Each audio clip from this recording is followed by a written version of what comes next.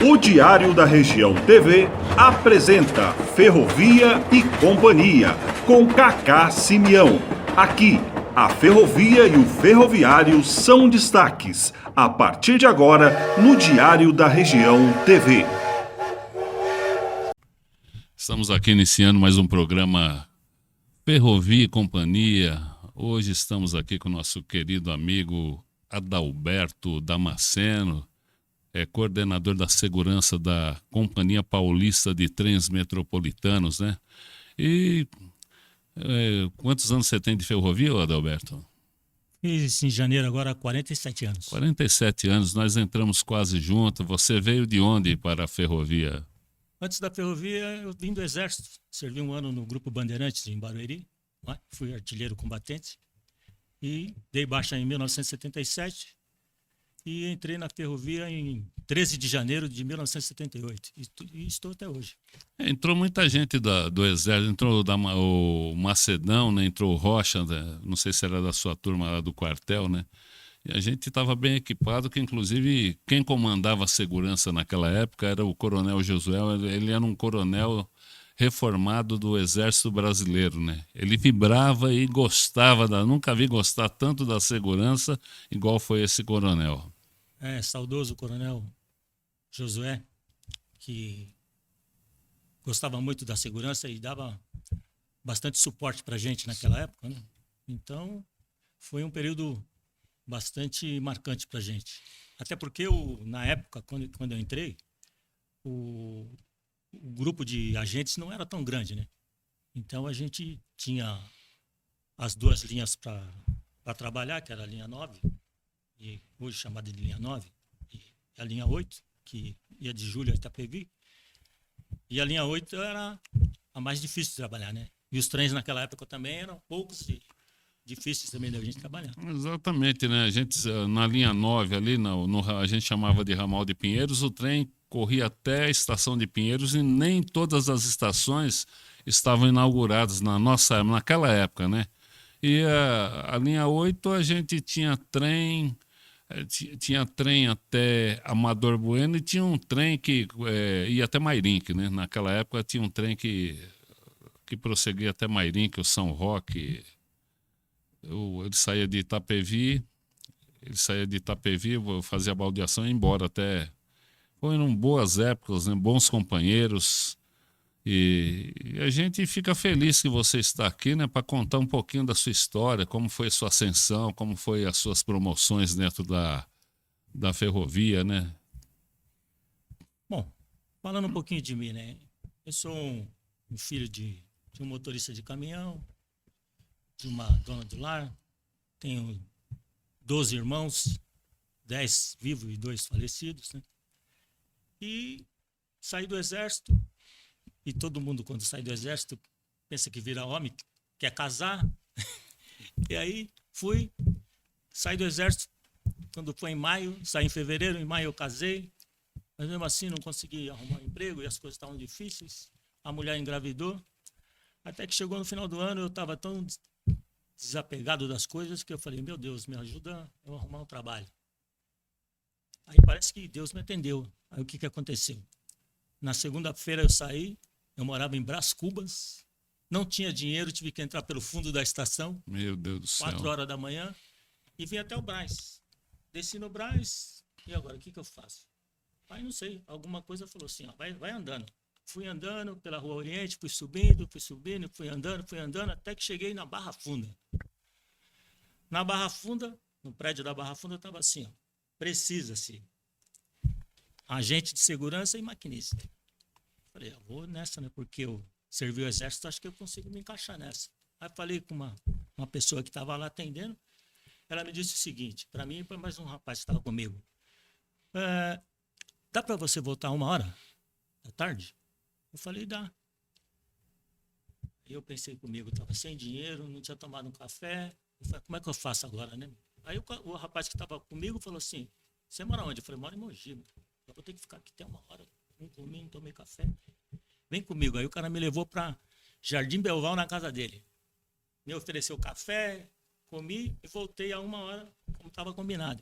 Aí 1h eu me apresentei, fiz um testezinho lá. junto com o colega. Eu passei, ele não. A partir daí eu comecei a fazer os testes. Isso começou no dia 5 de janeiro, e quando foi então no dia 13, uma sexta-feira 13 de janeiro de 1978, eu entrei na ferrovia. Parecia um guardinha mirim. Aí sugeriram o seu nome de Pintinho, né? Por que botaram o seu apelido de Pintinho, Adalberto Pintinho? Então, como você conhece, o Oliveirão já estava na ferrovia, e eu fui trabalhar na Barra Funda. E caiu uma chuva danada na Barra Funda, né? E eu fiquei todo molhado. E ele estava tremendo, aí ele falou pro outro colega lá, não parece um pintinho? Tremendo. E aí de pintinho, pintinho ficou o apelido. Grande Oliveirão. Oliveirão está na Baixada Santista, né? Se aposentou, está na Baixada. Grande maquinista, grande amigo da gente, né? E aí você continuou aí na ferrovia com o da Silva, vocês fizeram um treinamento, nós tinha uma usina na Serra de Santos que vocês ficavam de uma semana lá fazendo treinamento no meio da serra, né? Exato. Então, o que acontece? Inclusive, você foi coordenador de uma dessas... Já nessa fase aí, do treinamento na serra, eu já estava no cargo já de chefia, né? Porque eu entrei como agente de segurança, fiquei de 78 até 85 como agente de segurança. Nesse espaço, eu tive uma atuação dentro de uma equipe que a gente chamava de uma equipe especializada que só combatia furto contra o patrimônio, a DIVA, é.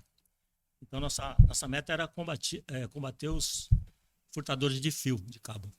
Aí, depois de 1985, a FEPASA, na época, fez uma grande contratação de agentes de segurança, tanto masculino como as primeiras 20 mulheres femininas. Foi quando criou-se o grupo feminino. Aí eu já estava realmente como inspetor. E passado mais 2 anos como inspetor, aí eu fui a supervisor. Aí quando eu fui a supervisor, eu fui participar desse treinamento na Serra. Então, o que acontecia? Todo o pessoal que era promovido, então ficava pelo menos uma semana lá na Baixada Santista para receber treinamento, ou então receber mais informações para se aperfeiçoar, né, na atividade de comando. Certo.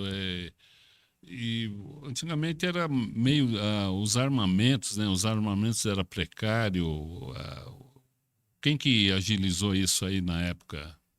Em termos de FEPASA, a gente não trabalhava armado, salvo um pessoal especial que fazia a segurança do diretor-presidente, da qual eu acabei chefiando a equipe depois. Mas os agentes mesmo de campo não trabalhavam porque a FEPASA não fornecia armamento. O armamento chegou depois que integrou a ex-RM, né, a parte operacional, com a CPTM. Porque a CBTU, o pessoal que era ferroviários federais, usavam armas. Aí, a partir de 2007, o coronel Leopoldo chegou, fez 2 situações importantes. Foi treinar todo mundo para colocar um padrão de atuação e também equipar todo mundo. Aí foi quando ele comprou os armamentos, e aí a gente passou, então, todo mundo usa arma, né? Exatamente, ele inovou tanto em armamento como na compra de câmaras, né? Foi na época dele, né? Isso. Sistema de câmeras nas estações também foi uma inovação bem grande. Por quê? Porque o sistema ele contribui para a gente ter uma atuação mais profissionalizada. Por quê? Na medida que você tem uma informação, você já trabalha direto no problema, né? E as câmeras são... E elas também são um fator inibidor para aquele cara que quer fazer alguma coisa errada, ele vendo que tem câmera, ele não faz também, né? Realmente, com as câmeras, inovou muito. Inclusive, existia muitos assaltos naquela época e a câmera, ela deu um dinamismo para a gente identificar os delinquentes e fazer uma campana, né? O sistema de câmera favorece isso, na medida que você tem identificado o autor e trabalhando de forma aí integrada com as polícias civil e militar, a gente conseguia sucesso aí na detenção dos meliantes aí. Você falou na polícia civil e militar, né? A segurança, ela tinha ela trabalhou em conjunto com a Polícia Civil e Militar e, de vez em quando, a própria Polícia Militar e a Civil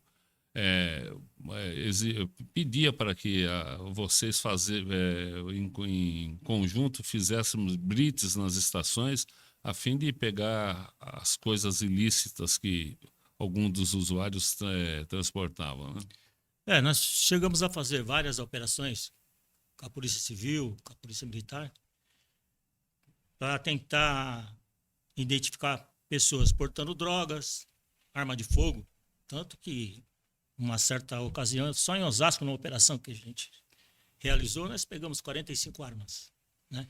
45 armas de fogo e 100 e poucas facas, que naquela época tinha um problema também, porque o porte de arma era mais fácil as pessoas ter arma, né? Depois que veio a lei do desarmamento, ficou difícil. Então tinha muita gente que transitava no trem, não que a pessoa era marginal, mas ela gostava de andar armado. Então você abordava, estava armado, não tinha documento, estava irregular, então você aprendia muito. E às vezes pegava também o pessoal do mal que estava armado, então esse já tinha outro tratamento. E isso ajudava bastante a afastar esse tipo de criminalidade de problema, né? Porque uma pessoa, ainda que ela seja do bem, armada dentro do trem, se discutir com alguém pode criar um problema grande, né? Nós tínhamos os usuários reclamavam muito de um trem que partia da Júlio Prestes às 18 horas, que era chamado do Trem da Fumaça. Como é que foi feita essa operação aí para vocês acabarem com o Trem da Fumaça na FEPASA, né? Na época da FEPASA?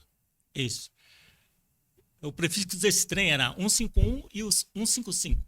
Eu fazia o trem 151, que era o trem que ia o trem do samba, né, e o da fumaça, e um colega meu chamado Lima fazia o trem 155. Então a gente escoltava esses trens de Júlio Prestes até Itapevi. E falava para o pessoal o seguinte, ó, sem bagunça, sem samba, sem nada. E quando a gente estava presente, o pessoal escutava. E aqueles que não escutavam, a gente desembarcava. Chegamos até a aprender instrumento, quando os caras não queriam colaborar, então. Mas tinha mesmo esse trem, que era um trem famoso até. Qual foi sua maior dificuldade dentro da ferrovia em todos esses anos? Você teve alguma dificuldade? Olha, trabalhar na área de segurança por si só já é dificultoso. Por quê? Porque a segurança ela tem uma missão que é regular comportamento. Quando você diz para um indivíduo assim, ó, você não pode isso, você não pode ficar aqui, você não pode ir ali, não pode nada, então você tem dificuldade, né? Por quê? Porque na maioria, 99,9% são os passageiros do bem, mas são os que mais não trabalham. Por quê? Quer subir por onde não pode, quer embarcar por onde não pode e tal. E aquele 1% do mal, esse é mais fácil, porque o marginal, ele não quer confronto com você. O marginal, se ele vê que você está ali, ele sai para lá. Então, esse é mais tranquilo. Então, essas são as mais dificuldades. Por exemplo, na Barra Funda, estava na ponta da plataforma só para ninguém pular ali. Isso quando a estação era antiga. Aí um cidadão vem e fala assim, eu vou descer por aqui porque eu trabalho ali. Eu falo, por aqui você não pode sair. Aí ele falou, tudo bem. Virou para voltar para ir para o lado certo. Daqui a pouco ele sacou a faca e eu levei 9 pontos no braço. E era um trabalhador. Meu Deus, a gente teve também o problema do J. Gomes na Júlio Prestes, né? J. Gomes foi fatal, infelizmente. Grande J. Gomes. O que aconteceu ali, né? A história em si não ficou muito esclarecida. Qual foi a razão que aquele cidadão, né? Uma pessoa deficiente, né? Que o cara não tinha uma perna, tinha uma perna mecânica. Num domingão, tranquilo, chega lá na Júlio Prestes. No balcão tinha no balcão de informação e gostaria de uma informação. Aí o J. Gomes estava de plantão, falou, pois não, que informação, seu DG? Ele falou assim, eu quero matar você. Sacou de uma garrucha e pá, um tiro e matou. O J. Gomes ainda tomou o tiro, ainda pegou a cadeira, jogou em cima dele. Ele caiu, mas como ele tinha uma perna mecânica, ele caiu, aí o pessoal chegou e ainda acabou pegando e prendendo ele. Meu Deus, muitas histórias, né, Adalberto? Perdemos o J. Gomes, depois, mais tarde, teve um outro colega também que acabou morrendo, também no cumprimento do dever na estação do SEASA, né? Esse caso eu tive a oportunidade de trabalhar juntamente com o pessoal do DEIC, e uma semana de trabalho a gente conseguiu prender o cara que tinha matado o cara. Inclusive ele morava numa pensão aqui em Altino. Eu fiquei sabendo, né? E teve um outro amigo que fazia um bico no salão de baile também, que foi O Marcelino. Grande Marcelino, Grande agente, grande agente. né? E então, como você disse, ele estava fazendo um bico na casa de show lá e houve um problema qualquer com um dos caras lá e ele acabou também sendo alvejado por um disparo de arma de fogo e veio a falecer também. A segurança ela teve vários treinamentos, né? Vocês já fizeram algum parto dentro da ferrovia? Teve alguma situação assim que vocês tiveram de atender com urgência dentro dos próprios da estação, fazendo parto? Barueri, por exemplo, o parto foi na plataforma. As meninas fizeram um fecha e o neném nasceu.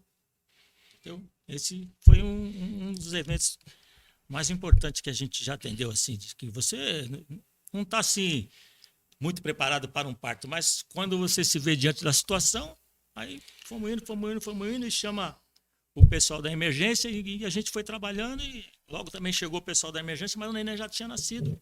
Aí pegaram lá uma camiseta e abraçaram o neném.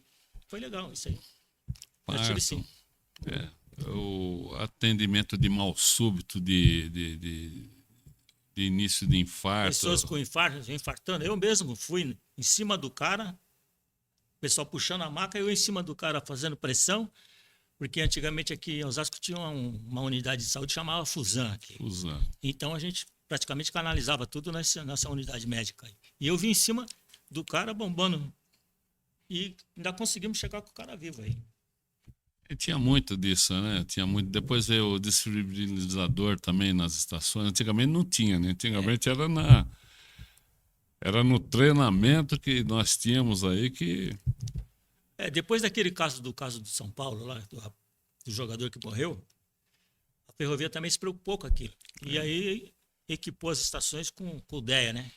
Então DEA. Hoje toda a estação tem o DEA. E o pessoal também passou por um treinamento no Hospital das Clínicas, aprender a usar o equipamento.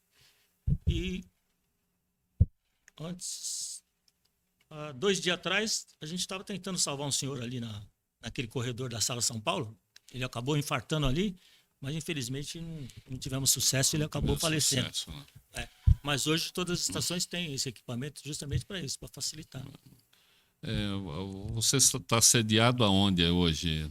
Eu estou sediado no Brasil. Hoje eu sou responsável por uma equipe que é um núcleo de gestão de processos. O que é isso? Todo fato que acontece na ferrovia, que a gente analisa que tem potencial para a pessoa entrar com uma ação contra a CPTM, então a minha equipe faz o quê?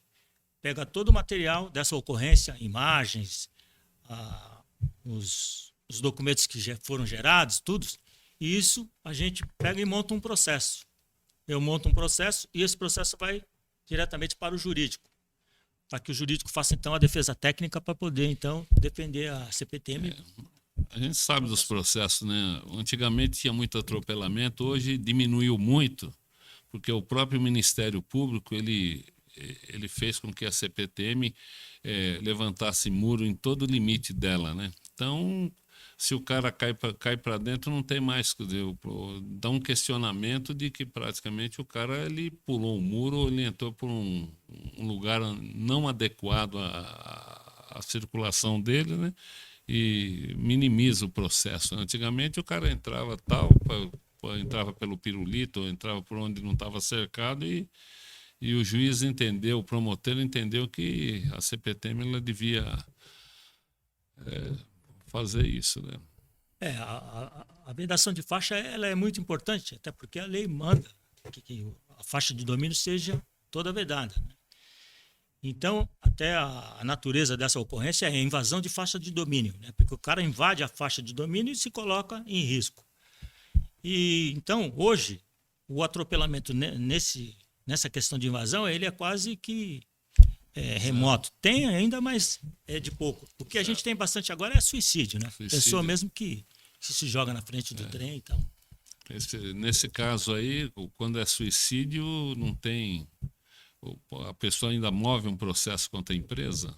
Tem casos que move, tenta Mas não. em achar que a ferrovia não deixou de fazer alguma coisa, que, não, por exemplo, você não identificou algum comportamento na pessoa, que você pudesse fazer uma abordagem. Porque às vezes, quando a gente consegue. Porque hoje a gente chama até o suicídio de tentante, né? Que é aquele que tenta contra a própria vida. Então a gente passou por um curso, toda a equipe passou por um curso, para você ficar vendo aquela pessoa que está muito quieta na plataforma, que ela não, né? Ou está muito cabeça baixa. Então, se a gente percebe algum comportamento meio estranho, então o pessoal já fica mais próximo da pessoa para ver se a pessoa está precisando de alguma ajuda. E se a gente sentir que ela está com algum problema, a gente já toma uma providência. Esse curso ele foi ministrado pelo Corpo de Bombeiros, né? Eu também participei desse curso e é muito importante você ver aí as pessoas oscilando dentro da plataforma, vai para lá e vai para cá, você tem de abordar e conversar, né? Exatamente. Então a gente fica já monitorando o comportamento da pessoa. Se a gente entender que ele é um possível tentante ao suicídio, a gente já faz uma abordagem preventiva. Exatamente. E vamos falar aí o César Dias, né? O que ele foi dentro da empresa para vocês? O César Dias, ele chegou em 1979. Ele veio de Santos. Lá ele era bombeiro. Depois ele foi promovido e veio para São Paulo ele veio como cargo de supervisor para chefiar a segurança de São Paulo. Com o César foi um outro momento, porque o César deu uma leveza para a gente trabalhar, né? Porque até então a gente tinha o Flávio, que era um ex-tenente do Exército, e o Coronel Josué. Então o negócio era um pouco militarizado demais. E o César, quando chegou, ele deu já um outro contexto para a gente trabalhar. Então a gente já tinha mais espaço para trabalhar, espaço para atuar. E ele foi muito importante também porque ajudou a segurança a desenvolver um outro ritmo. Aí com a chegada do Dr. Maurício, que é um gerente que veio do metrô, a segurança então ganhou mais up porque contratou gente, contratou material, e aí a coisa andou. Ele que colocou o primeiro grupo de mulheres para trabalhar, as 20 meninas, né, que entrou lá na ferrovia, e aí a segurança cresceu. Ele é um grande futebolista, né? Formou um time de futebol dentro da FEPASA, né? E um time valente. Time valente, campeão. Um campeão. O famoso Rodoseg. A sua experiência no Exército te facilitou aí a sua conduta dentro da sua profissão? Com certeza, porque o Exército te dá uma noção de como você atua, né? Lá você é treinado por uma possível guerra, né? E quando você vem para a vida civil e você vai trabalhar numa área de segurança, você traz aquela bagagem de toda aquela instrução que você recebeu lá. Então, para mim, facilitou. Tanto é que na entrevista com o Coronel Josué, o cargo de agente, quando eu fui fazer com ele, ele perguntou só para mim: você serviu aonde? Eu falei: servi no Grupo Bandeirante. Está contratado. Ele não quis nem mais questionar. Ele já dava uma credibilidade maior para quem era ex-militar. Ele vibrava muito. Ele vibrava muito, né? E protegia muito a segurança. Eu acho que na época dele nunca teve uma ocorrência que a segurança ficasse de mãos abanando, né? Ele sempre vinha em loco, né? Ele não mandava ninguém. Ele vinha pessoalmente. Eu acompanhei vários casos desses aí com ele acompanhando. E o coronel, tinha um outro coronel que ficava na presidência, né? Era um outro que... Coronel Adão. Então, nós tínhamos o Coronel Josué, que ficava na operação, e o Coronel Adão ficava na Líbero Badaró, né? Que ficava lá. E, então, ele ficava na coordenação lá. Então, eram os coronéis que a gente tinha. E o Coronel Josué realmente era um parceiro de grande não deixava. Qualquer problema que a gente tinha, ele estava junto. Ele estava junto, ele vinha em loco, né? Não tinha hora, não tinha dia, ele estava presente, né? Um grande coronel. E com a equipe nova, aí, o que você está achando desse problema aí da ferrovia tá passando para a mão da Comfort, passando para... Olha, as concessões, eu acho que elas de certa forma, eram uma coisa que iria acontecer, num momento qualquer. Porque não é desse governo que sempre se discutiu que a ferrovia ia ser concedida. Por quê? Porque a ferrovia precisa de investimento, né? E o Estado sozinho não tem capacidade para fazer. Então, a iniciativa privada acaba tendo agilidade para fazer as coisas, né? Porque não fica atrelada a alguns entraves que a lei de licitação coloca. Então, eu vejo um grande avanço. Por quê? Porque hoje São Paulo precisa de uma malha ferroviária maior para vários bairros. Porque você vai pegar por exemplo, um ônibus que sai da Brasilândia para o cara chegar aí na Barra Funda, dependendo do trânsito, ele leva quase 3 horas para chegar. Né? E o trem não, o trem é super rápido. Né? Exemplo típico é o trem que vai para o aeroporto hoje. Você pega o trem ali na Barra Funda, rapidinho você está no aeroporto. Você vai pela Marginal, você não sabe se você chega. Né? Se dá qualquer problema na Marginal, é capaz de você perder o voo. Então, essa questão das concessões eu acho que é bom. E a gente precisa... O ferroviário é um pouco meio saudosista, né? Ele não quer perder, né? Ele acha que está perdendo, mas eu acho que não. Eu acho que o povo de São Paulo é que está ganhando, né? Nós tivemos nosso momento? Tivemos nosso momento. Alguns ficam pensando, poxa, vem as concessões, perde o emprego. Não perde o emprego, porque assim, ó, todo profissional na ferrovia que está se preparando, que está estudando, que está se atualizando, não fica sem emprego, porque quem é bom sempre tem um lugar. Né? Você falou uma coisa certa, né? A FEPASA, na época da FEPASA que nós entramos, a passagem ela era subsidiada pelo governo, né? Cobrava um valor irrisório e o governo que bancava tudo, né? O Chafique chegou inovando tudo, tirou as locomotivas, colocou locomotivas elétricas, tirou a jiboia debaixo da rede aérea, né?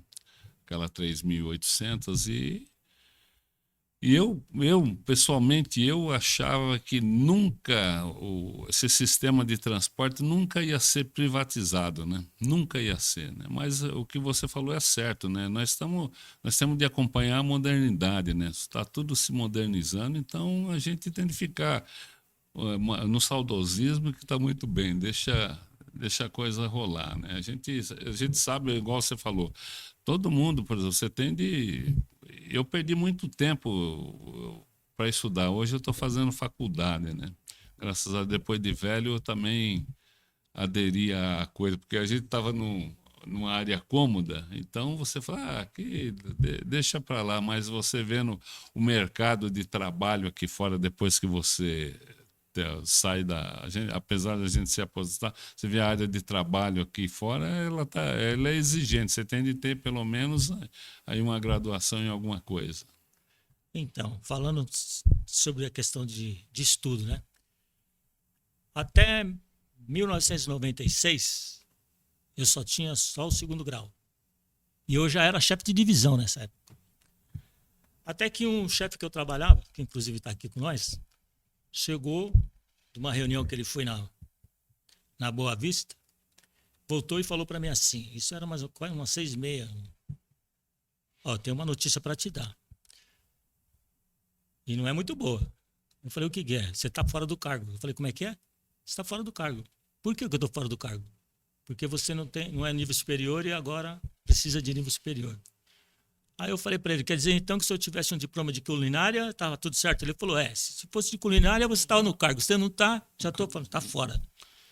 Aí fiquei tão desapontado, fui para casa chorando. E ele ainda falou assim, e se eu fosse você, em vez de ficar emburradinho, já se matricula na escola amanhã. Certinho. E esse foi o maior e o melhor empurrão que eu já tive na minha vida.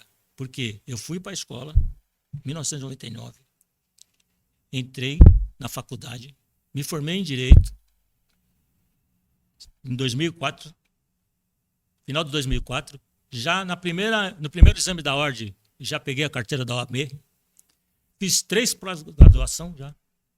Então, fiz pós-graduação em Direito, pós-graduação em Administração, Gestão de Pessoa e Coaching, Liderança, e pós-graduação em Psicologia.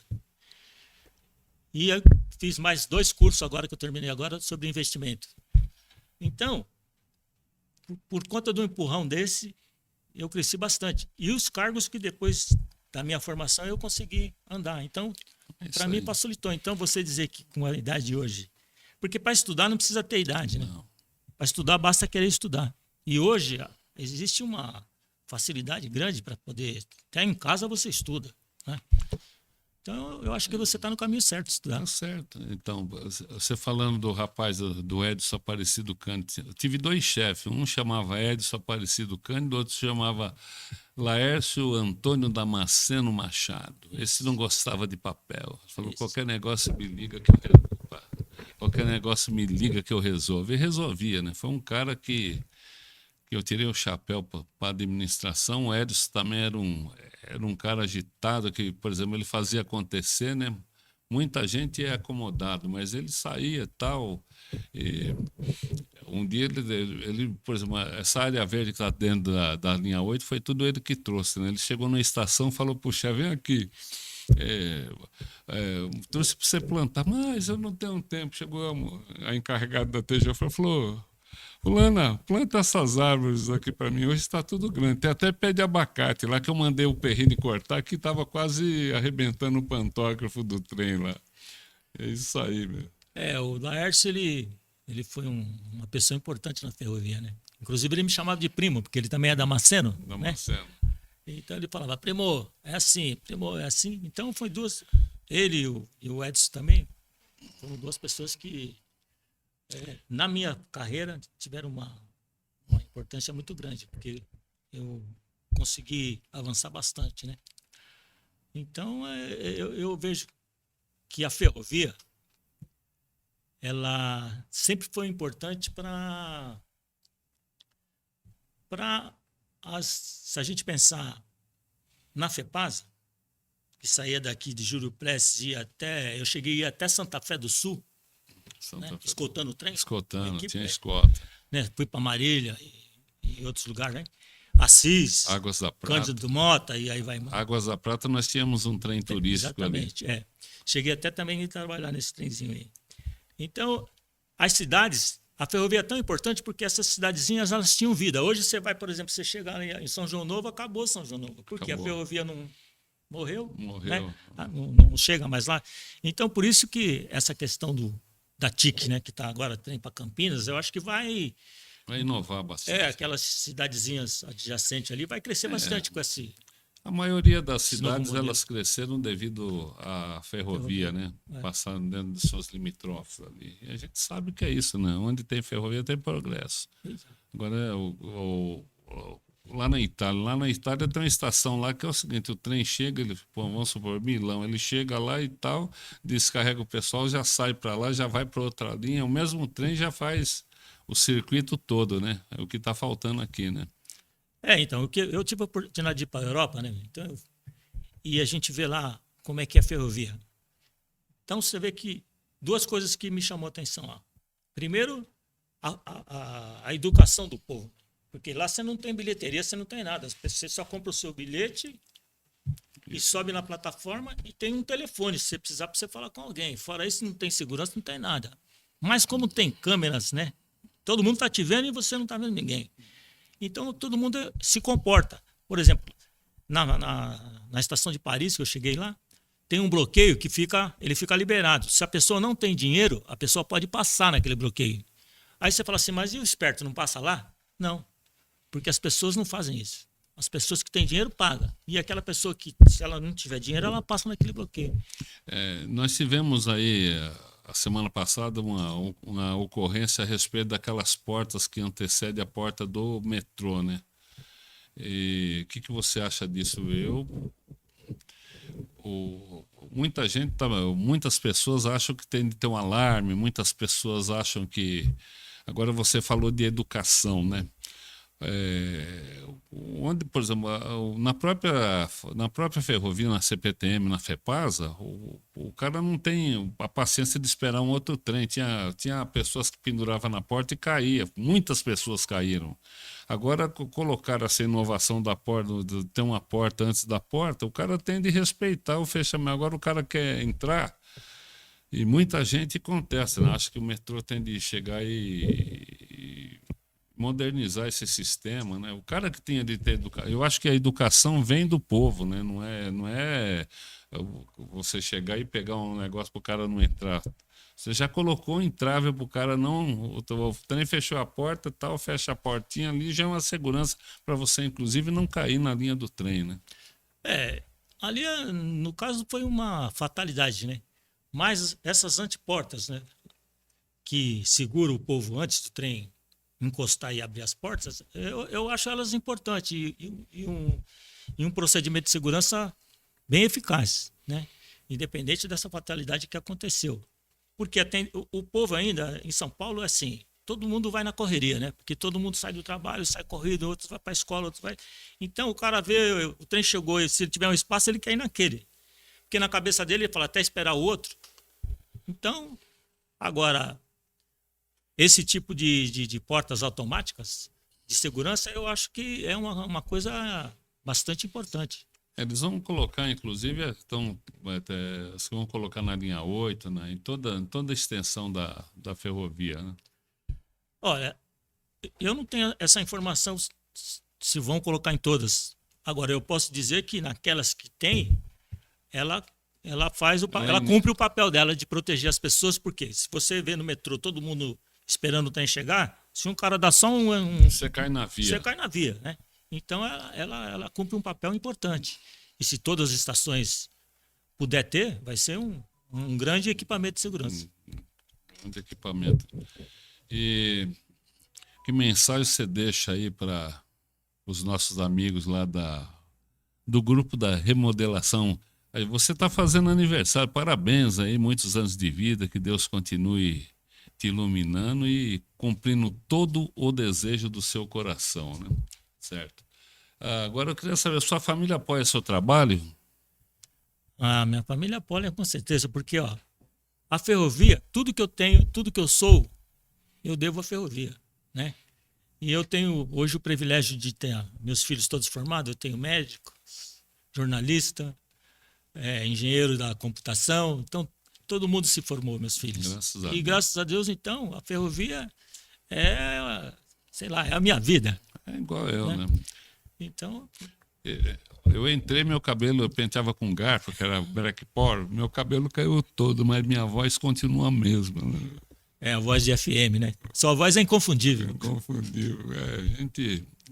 A gente trabalhou muito, a gente tá para trazer o Silas Daniel também, que ele que implantou, né? A gente gravava os APs, né? E nas 98 estações, um dia minha mãe passou em Osasco, pensou que eu estava lá, era gravação, coitada da velhinha. Mas tudo bem, né? A gente sabe que a ferrovia, a gente tem um DNA, né? Todos nós temos um DNA. Se você tiver ou se você sair, você tem um DNA. Adoro o trem, vejo... Não tenho saudade assim de ficar, você entende? A gente tem um amor pela ferrovia. E o meu filho, né? Inclusive meu filho, o Edson conheceu meu filho. De sábado a gente levava em Carapicuíba, porque a gente ficava sanfonando, a gente levava os vagões lotados lá para o AGF, né? E trazia os vazios, né? Então o menino gostava de ir na locomotiva e tal, né? E o outro, por exemplo, eu tenho um filho que gostava de trem, que hoje também é técnico engenheiro de computação, o mais caçula, né? O outro gostava de cavalo, hoje é engenheiro, né? E a menina gostava do Corinthians, né? Hoje ela tem uma empresa dela, né? Eu vejo que é o seguinte, a ferrovia, pra gente que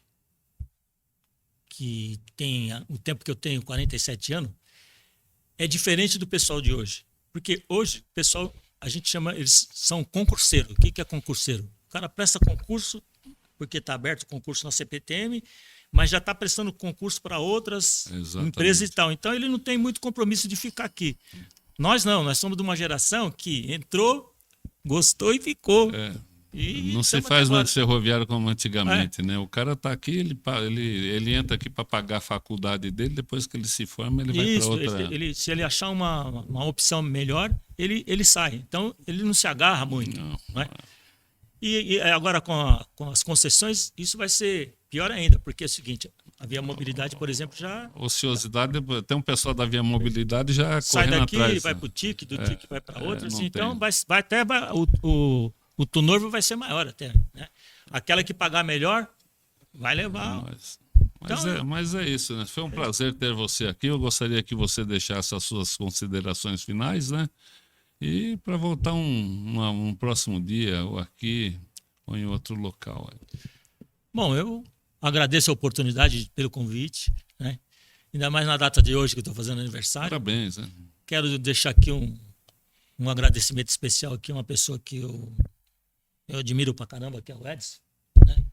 Que esse cara tem falar dele é até difícil, mas é uma pessoa que ele sabe, se ele precisar de mim, pode ser na chuva, no sol, se ele estiver na casa, na onde ele estiver, pode me chamar que eu vou estar lá, porque são as pessoas que de fato te empurram para frente, que de fato quer seu bem e que de fato ainda fica te monitorando para saber como é que você está. Então são as pessoas que você sempre vai ter carinho. E os meus colegas da ferrovia, tanto aqueles que ainda estão na ferrovia, tanto aqueles que já saíram, o meu grande abraço, né? E que a gente não fique triste porque a ferrovia está se modernizando e a gente está saindo, né? Uns saindo para outra empresa, outros saindo porque vai fazer outra coisa, mas o importante é assim, ó, é continuar sendo uma pessoa de bom coração, com vontade de ser vencedor sempre. Produção Alan Júnior, direção geral Márcio Sanazar.